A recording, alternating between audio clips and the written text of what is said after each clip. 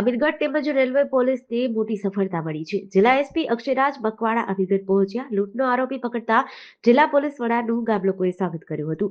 થોડા દિવસો અગાઉ બનેલી લૂંટની અને મારામારીની ઘટના બાદ પોલીસની કાર્યવાહી સામે આવી છે. ઘટનાને લઈને રેલવે પોલીસ મથકે ફરિયાદ નોંધાઈ હતી. ફરિયાદ બાદ પોલીસે કામગીરી કરી ગણતરીના દિવસોમાં જ આરોપીને પકડ્યો હતો.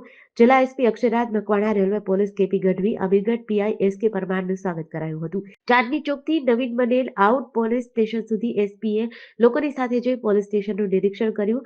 અમીરગઢ ટાઉનમાં પોલીસ ચોકી શરૂ કરવા તેમજ પેટ્રોલિંગ વધારવામાં આવશે તેવું પણ જણાવ્યું હતું.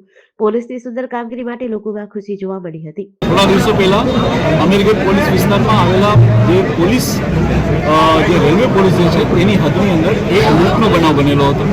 હાલાકી જે બનાવ જે હતો એ રેલવે પોલીસને લગતો હતો, પરંતુ અહીંયા રેલવે પોલીસ અને અમીરગઢ પોલીસ બંને દ્વારા સંયુક્ત રીતે ટીમો બનાવી, એલસીબી અને એસઓજી લગતી ટીમ બનાવી, જે લૂંટનો બનાવ બનેલો હતો જેને ગંભીરતાથી લઈ અને ગણતરીના દિવસોમાં જ આ ચોર લૂંટારોને પકડી લેવામાં આવ્યા છે અને તેને જેલ હવાલે કરવામાં આવ્યા છે. આની અંદર ટેકનિકલ સર્વેલન્સની સાથે સાથે હ્યુમન ઇન્ટેલિજન્સનો એટલો જ ફાળો હતો. ગામ લોકો તરફથી ખૂબ સહયોગ મળ્યો, જેના કારણે થઈ અને અમે લોકો થોડાક જ દિવસોની અંદર આ લૂંટના બનાવને અમે લોકો ઉકેલી શકીએ છીએ. એ સિવાય અમીરગઢની અંદર જે ચોકી આવેલી છે તેમાં પણ વધારાનો સ્ટાફ મૂકવામાં આવ્યો છે અને સાથે સાથે પેટ્રોલિંગ વધે એના માટે જીઆરડીના એક્સ્ટ્રા સ્ટાફને મૂકી અને પોલીસ દ્વારા સંયુક્તપણે રેલવે પોલીસની સાથે મળીને આવા બીજા બનાવ ના બને તે માટેના તમામ પગલાઓ ભરવામાં આવ્યા છે. જીડીસી ન્યૂઝ સાથે પ્રકાશ મીણા, બનાસકાંઠા.